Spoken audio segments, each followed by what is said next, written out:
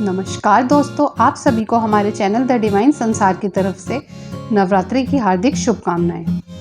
तो दोस्तों, आज की शुरुआत करते हैं दुर्गा सप्तशती के 12वें और 13वें अध्याय के साथ। सबसे पहले 12वां अध्याय, देवी के चरित्रों के पाठ का महात्म्य।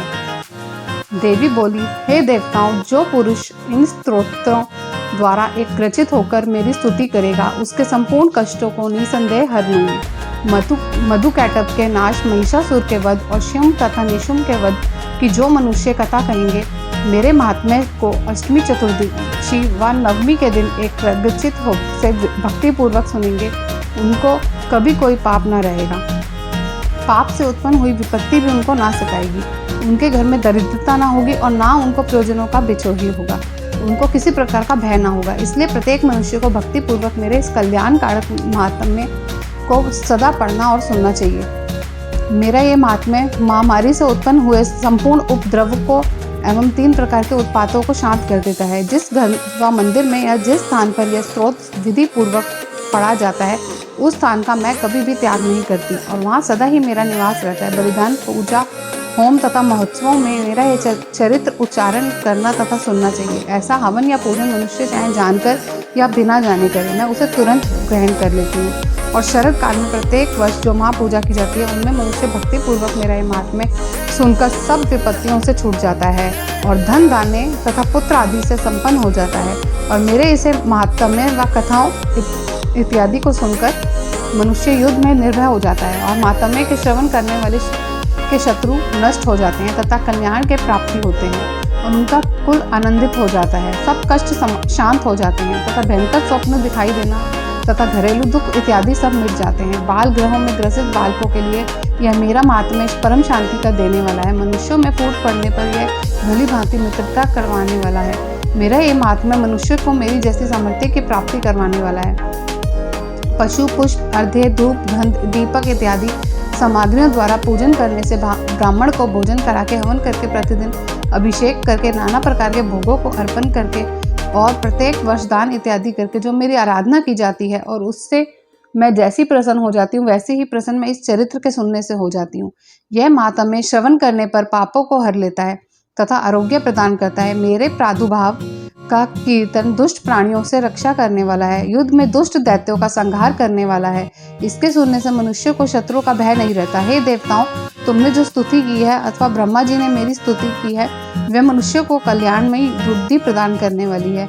वन में सूने मार्ग में अथवा दावानल से घिर जाने पर, वन में चोरों से घिरा हुआ या शत्रुओं द्वारा पकड़ा हुआ, जंगल में सिंहों से, व्याधों से या जंगली हाथियों द्वारा पीछा किया हुआ, राजा के क्रुद्ध हो जाने पर, मारे जाने के भय से, समुद्र में नाव के डगमगाने पर, भयंकर युद्ध में फंसा होने पर, किसी प्रकार की पीड़ा से पीड़ित, घोर बाधाओं से दुखी हुआ मनुष्य इस चरित्र को स्मरण करने से संकट से मुक्त हो जाता है। मेरे प्रभाव से सिंह, चोर या शत्रु इत्यादि दूर भाग जाते हैं और पास नहीं आते। महर्षि ने कहा, प्रचंड पराक्रम वाली भगवती चंडिका यूं कहने के पश्चात सब देवताओं के देखते ही देखते अंतर्ध्यान हो गई और संपूर्ण देवता अपने शत्रुओं के मारे जाने पर पहले की तरह यज्ञ भाग का उपभोग करने लगे और उनको अपने अधिकार फिर से प्राप्त हो गए तथा युद्ध में देवताओं के शत्रुओं शुंभ व निशुंभ के देवी के हाथों मारे जाने पर बाकी बचे हुए राक्षस पाताल को चले गए।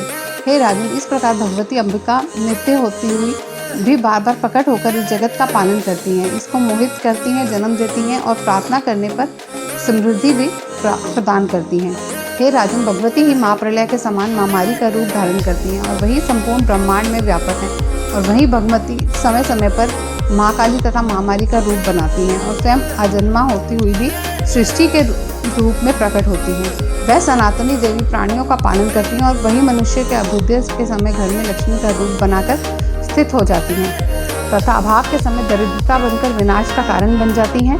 पुष्प, धूप और गंध आदि से पूजन करके उसकी स्तुति करने से वह धन एवं पुत्र देती हैं और धर्म में शुभ बुद्धि प्रदान करती हैं। अध्याय समाप्त।